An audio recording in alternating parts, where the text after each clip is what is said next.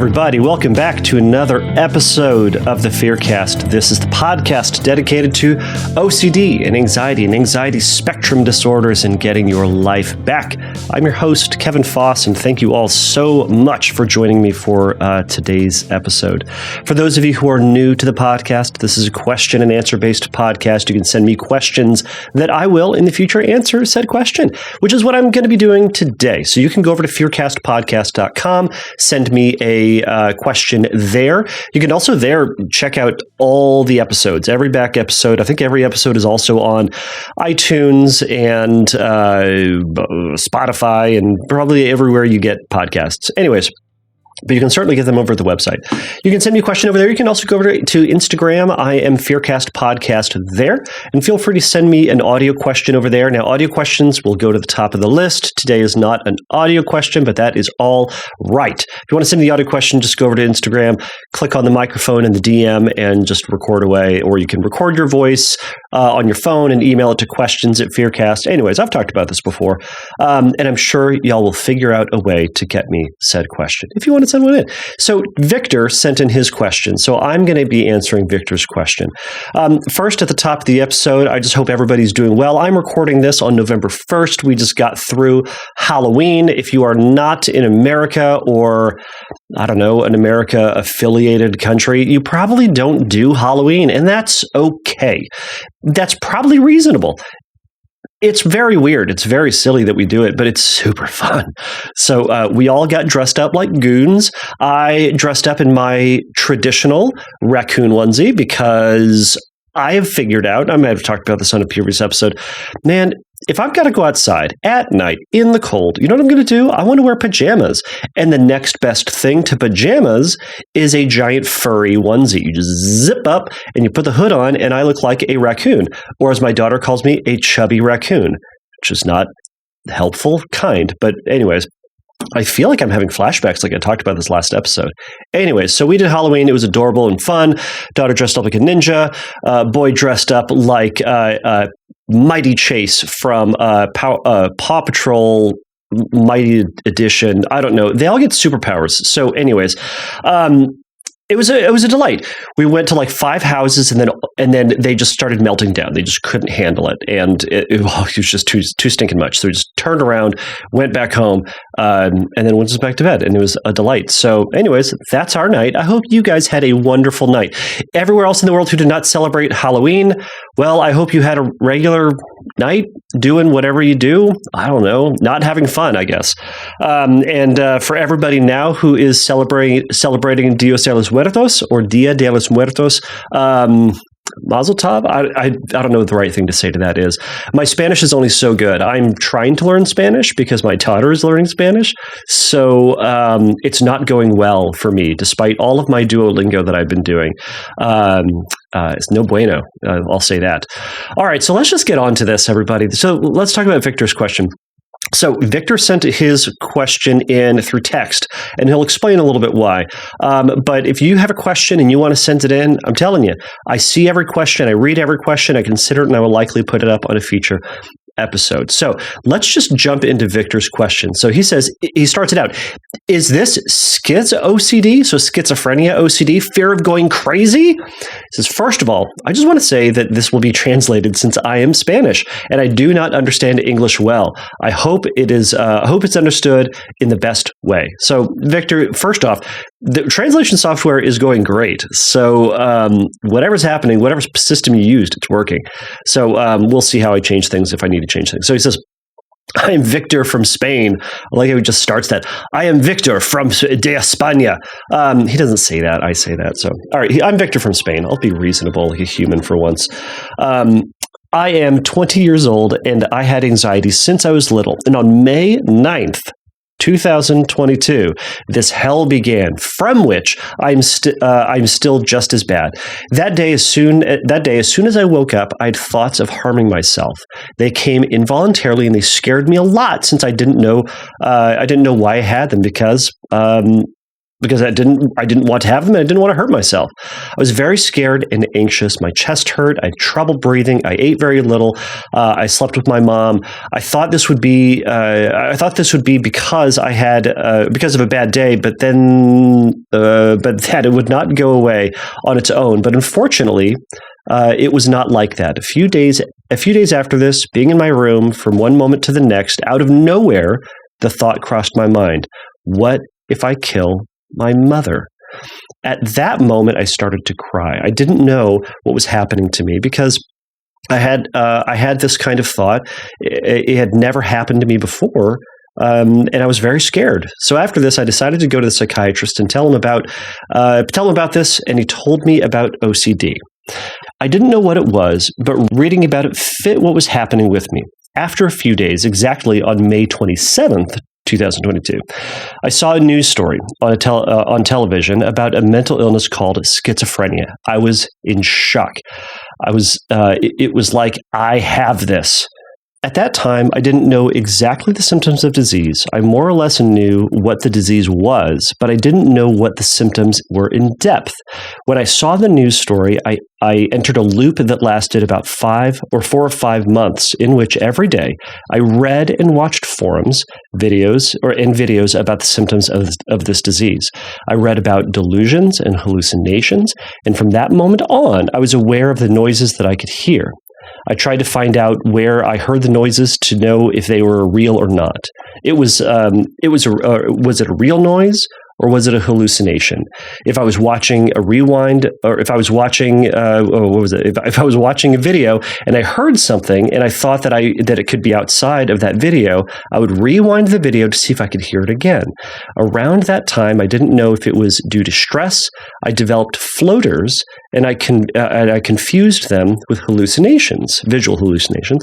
Sometimes out of the corner of my eye, I would see flashes, and it would scare me. And sometimes, when I would go to sleep, in that phase of falling asleep, sometimes I could, quote, hear my own thoughts. So it was very strange. They were like random thoughts of things that had happened to me during the day, and I would get scared that maybe they were hallucinations.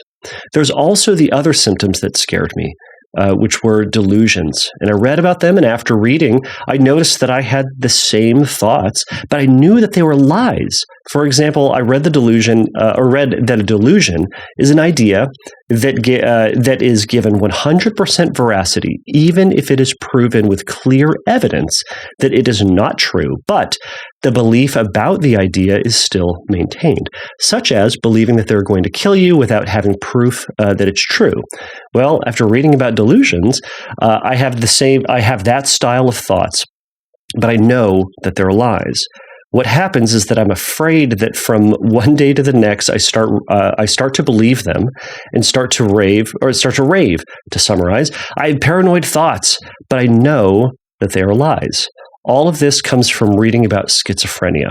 I think reading about the symptoms has screwed up my mind. Any help? Victor, thank you so much for sending that in. On second reading of that, I realized that there were no periods in the whole thing, so it's all of it is commas. So I'm trying to put in these breaks, and I was starting out real strong, reading fast like I try to. And then went, this is just a giant run-on.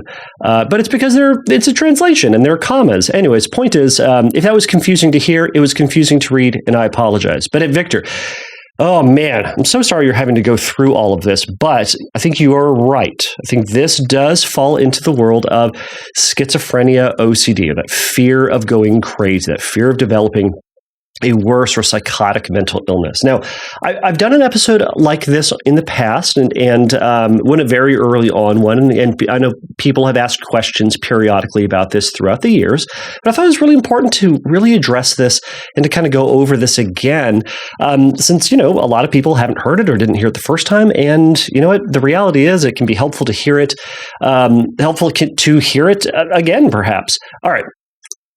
I recognize that can also be a compulsion. So for those who are new to what this is, so schizophrenia OCD is a subtype of OCD. Now, as we've talked about before, it's all OCD. Everything that we're talking about for the most part on this show is OCD. All right. So there's no, quote, there's no such thing as harm OCD or sexual orientation OCD or schizophrenia OCD or sensory motor OCD. Those are all just colloquial names we give this or give these different themes so that we all kind of have a shorthand in a conversation about what themes of obsession is happening, the way it might be impacting the individual, and the symptom or the compulsions the person is probably engaging in.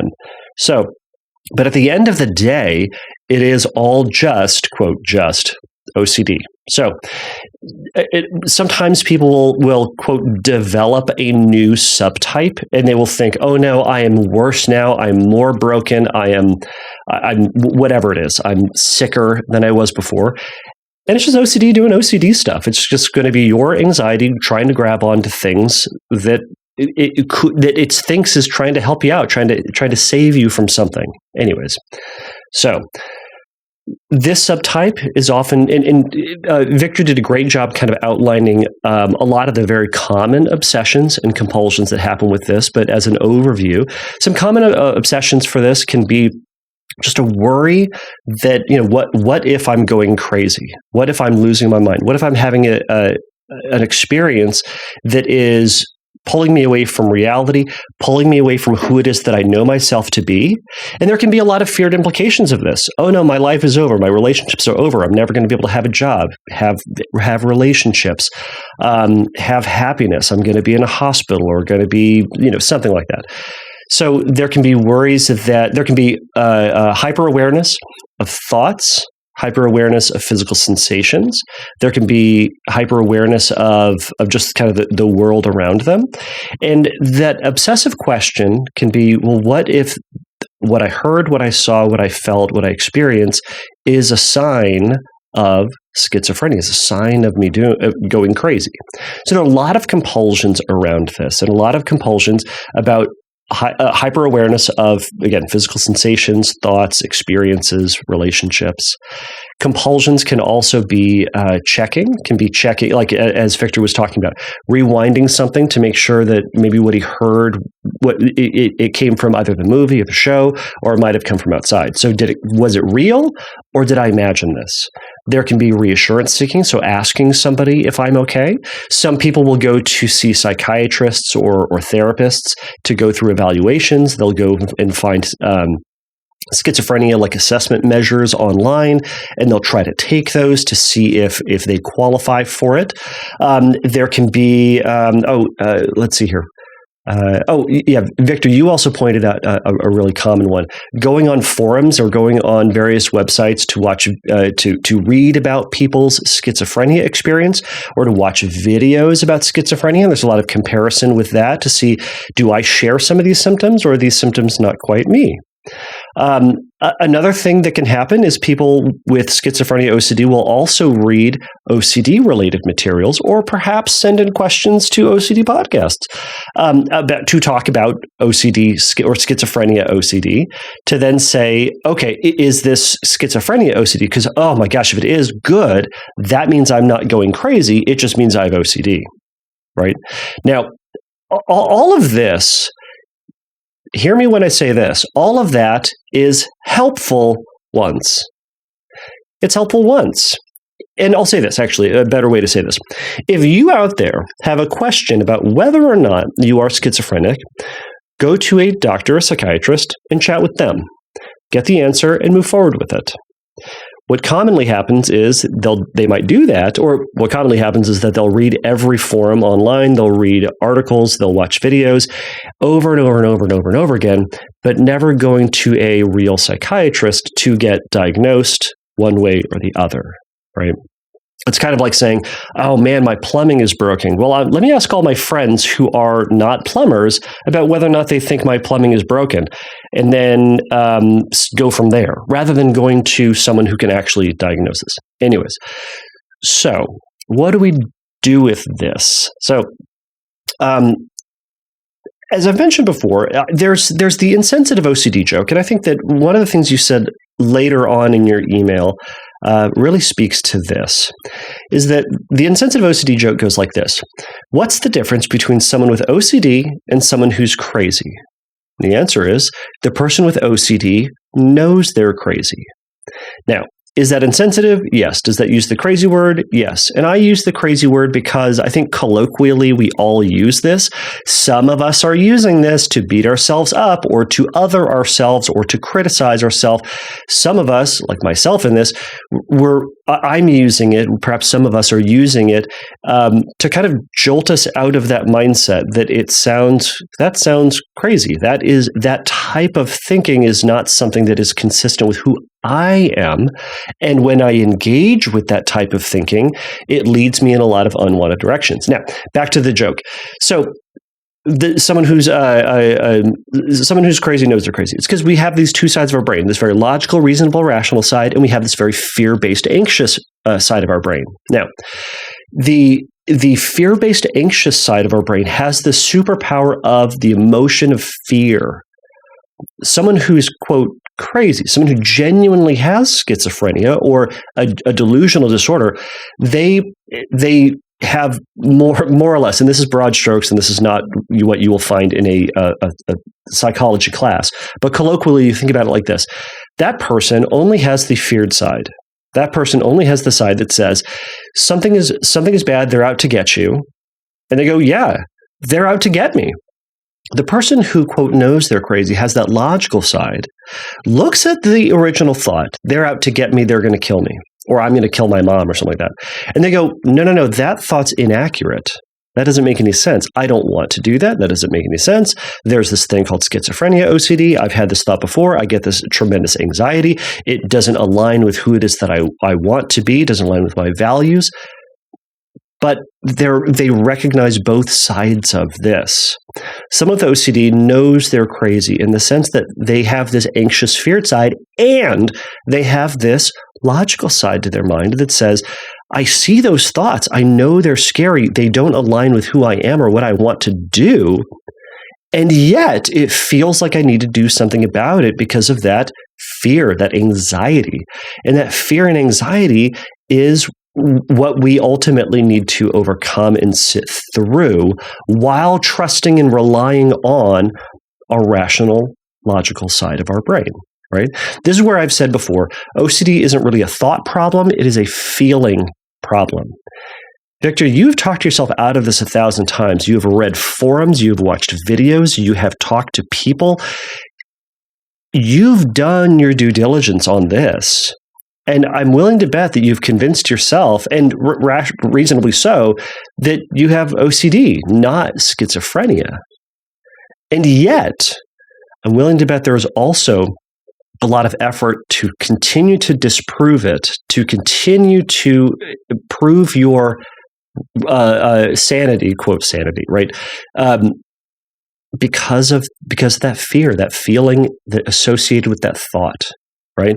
If you just had the thought, I wonder if I'm crazy, and you didn't have that overwhelming sense of fear, you probably wouldn't do anything about it, right?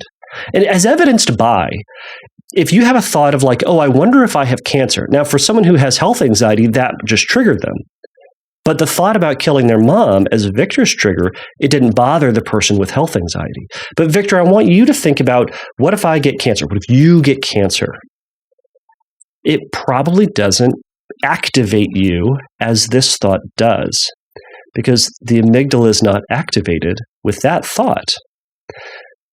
Now, cancer sucks. I don't want you to get cancer. I don't want to get cancer.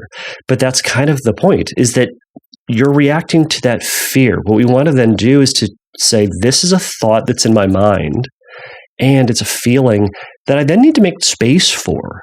I need to recognize that my amygdala is acting out. My brain is overreacting to this thought and treating it as if it is real, as what anxiety and fear does. Okay? So we're wanting to then acknowledge the thought being there and then redirect back to who we want to be, who we're trying to be in our life. Now, I'm getting ahead of myself when it comes to treatment components of this. One thing that I'll encourage you to do, and hopefully you are already doing this, is finding a therapist, an OCD-trained therapist who can work with you on this. All right? So it sounds like you have a psychiatrist. Fantastic. I hope he or she is then working with you on this. and hopefully doing exposures or practicing mindful approaches with this, and doing some CBT to challenge these thoughts with you. Okay, but there's a lot of great resources out there that can help you with this. The Mindfulness Workbook for OCD, I think, has a whole section on this, but I could be wrong. It's been a while since I've cracked open that book. But that would be a great book to use. There are tons of resources out there that can walk you through this if you don't have access to a therapist. But one of the things to think about is again, going back to, and let's do a one and done sort of challenging, right? So you've gone to see doctors before. You've asked them the questions, and they may have said, "Well, you don't have it, or you don't qualify, or what you have is instead OCD." So you can remind yourself in this. I've already talked to a doctor when that thought comes back. Rather, I've had this thought before. This is OCD, because I'm going to trust that my doctor is right. I'm going to trust my experience. I heard my doctor say this. I saw the printout. I saw it with my eyes. I heard him say it. We talked about this, and I've read over and over and over again on these forums. I've seen it. So this is pulling in some of that ICBT approach, if you can't tell. But it's saying I'm trusting what I saw, and then that thought is going to come back. Well, what if you can't trust yourself? What if you're wrong? What if it's a hallucination? What if it's a delusion? Now, we're going to take the risk, Victor. We're going to trust yourself. And that's going to feel risky. It's going to feel like a danger, because there's the anxiety, and the feared voice will say, you need to be certain. You need to be safe. Play it safe. Better safe than sorry, whatever phrase you're going to use. It's going to say you have to get your assurance somehow, and it can't be from you because you are untrustworthy. And that's completely the opposite, Victor. We need to do the opposite of what your anxiety is saying. So, you've heard me say it before. The most important thing that you can do in the world of OCD, rather than exposure and response prevention, it is just response prevention, starting there.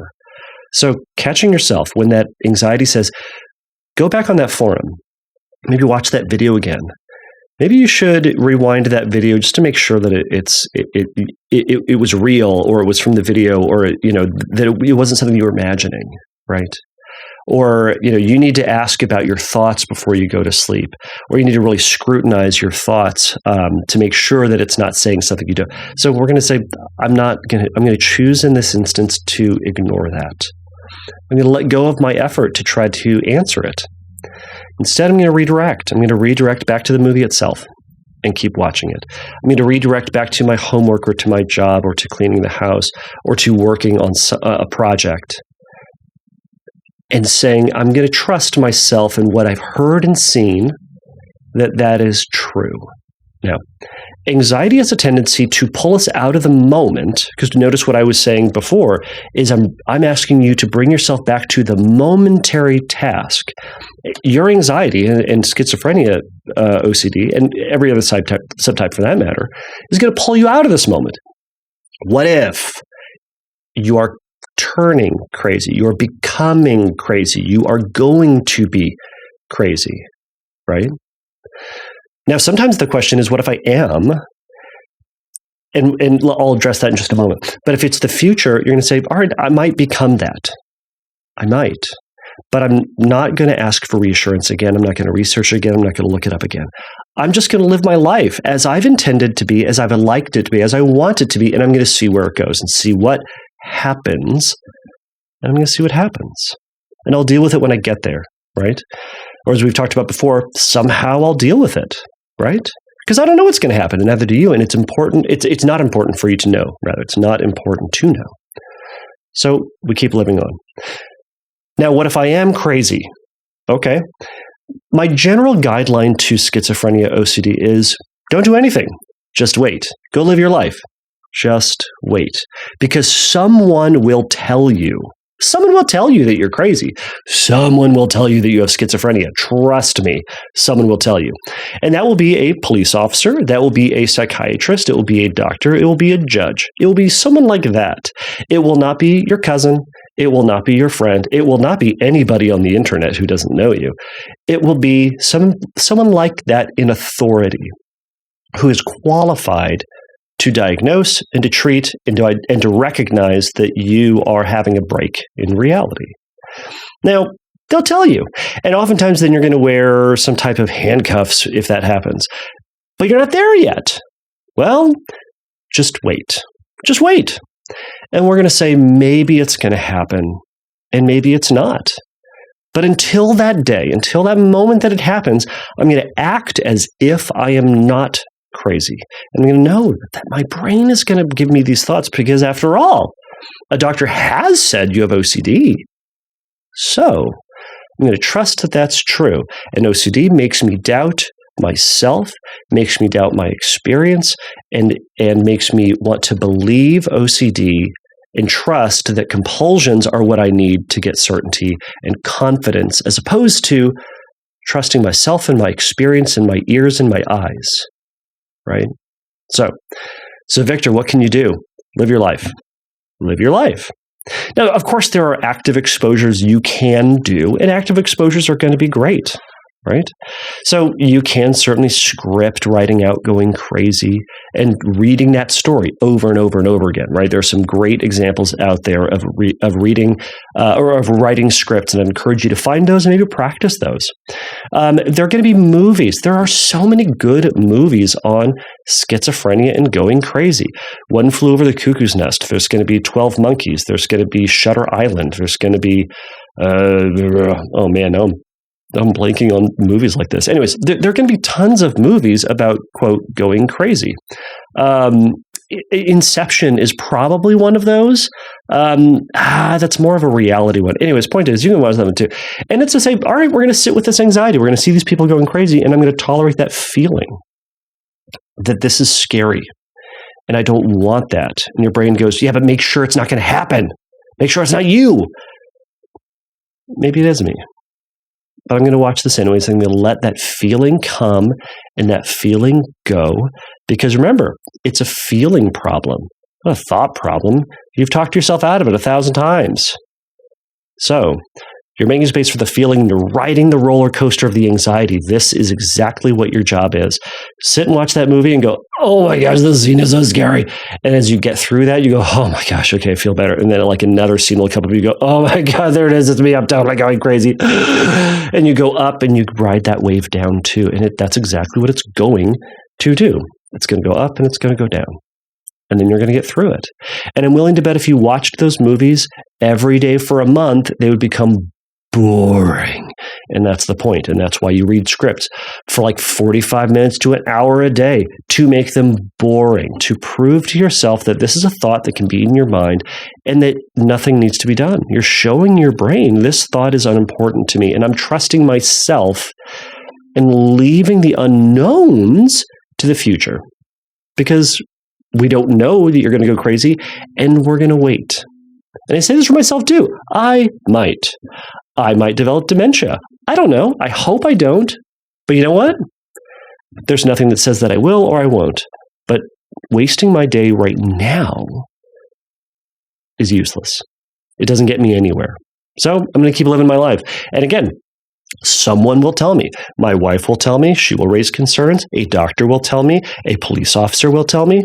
And then I'll get to deal with it then. When I get there. But I ain't there today. Today's November 1st. I'm going to deal with November 1st. And you're going to deal with whatever day it is there when you listen to this.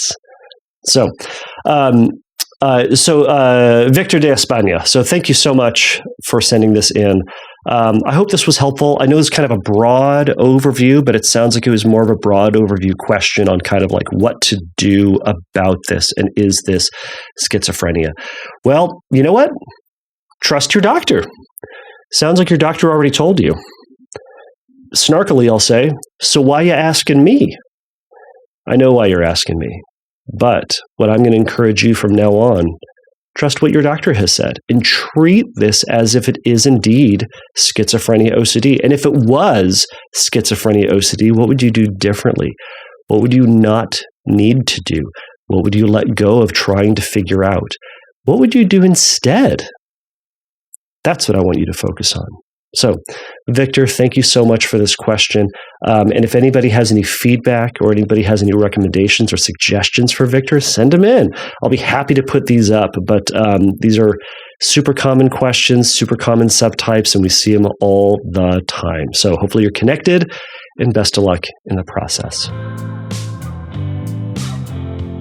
Thank you for listening to the Fearcast. If you would like your question answered on a future episode, please click on the Submit a Question link at fearcastpodcast.com. If you would like your question answered sooner, please send me a recording of your question to questions@fearcastpodcast.com or by sending me an audio message through Instagram by DMing me at fearcastpodcast on Instagram. If you like the Fearcast, please write a review on your podcast platform of choice. Please remember that the Fearcast is not a substitute for psychotherapy. If you need a little bit of help in your recovery, please go over to fearcastpodcast.com and click on the Find Help link, and there's going to be some information for you there. So until next time, take a risk, challenge yourself, and don't take your brain too seriously.